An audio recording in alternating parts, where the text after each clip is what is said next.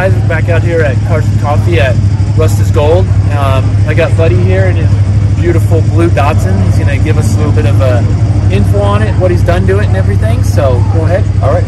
Okay, this is a 1969 Datsun 2000, and what's special about this car is that it has the racing Solex carbs. It came with the racing carbs. This car, when new, with the normal carbs, was 135 horsepower. With the two Solex carbs, it's close to 150.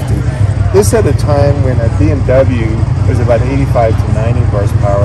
A Porsche Super 90 was 90 horsepower. So right there in the 60s, Nissan was kind of laying down what we can do. You know, we're going to show you what we can do. And those were from factory, those cars, factory, right? Yes. That's what makes this car exactly very special. Cool, okay.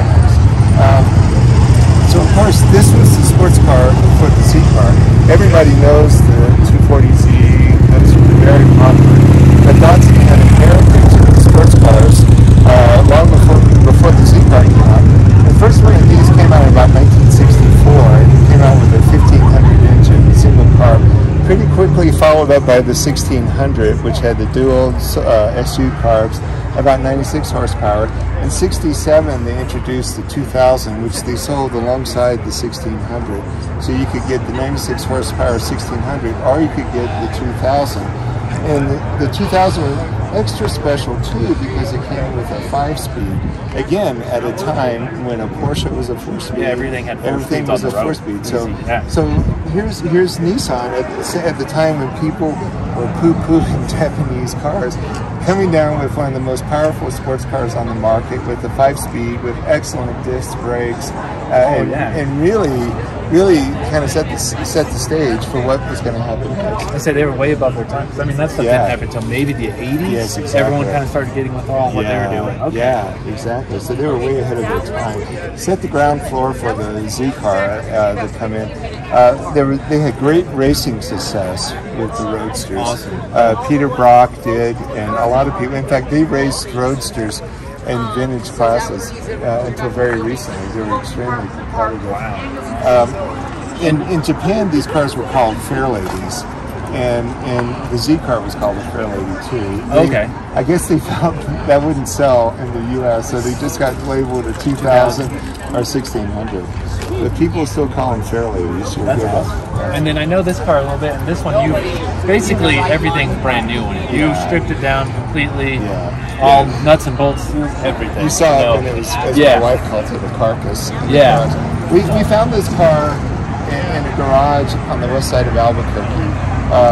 It was literally in a million pieces because the dad and son had bought it from the original owner. Oh wow! And had taken it apart and then it lost interest. And they advertised it on Craigslist, and my friend Shannon and I happened to go see it there. And we went and looked at it, and because it had the Solex carbs and it was a 2000, we had to grab it. And I brought it home, and it's about a 3-year restoration process. Wow. No, I know you did an amazing job, and now this year it's on the road, and you've taken it to shows and everything. Yeah, I'm so having a lot of fun with it. It's awesome. They're wonderful cars to drive. A little unknown, they made 50,000 Roadsters total over the whole period of manufacture, compared to about 500,000 MGBs. Oh wow! So these are not that well known outside of certain communities. We're fortunate here in Albuquerque because there was very strong 2 Datsun dealers here very early in the 60s. So that explains why there's so many. That's right, and they keep turning up here, and then they don't rust here.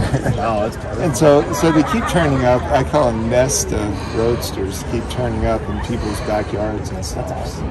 Well, thanks, buddy. I know you come out. Yeah. We'll have plenty more cars to interview him because he has a nice, amount of cars. It's a whole bunch of cool stuff. So, yeah. So, well, thanks for coming out again. We'll talk to you later. Thank you.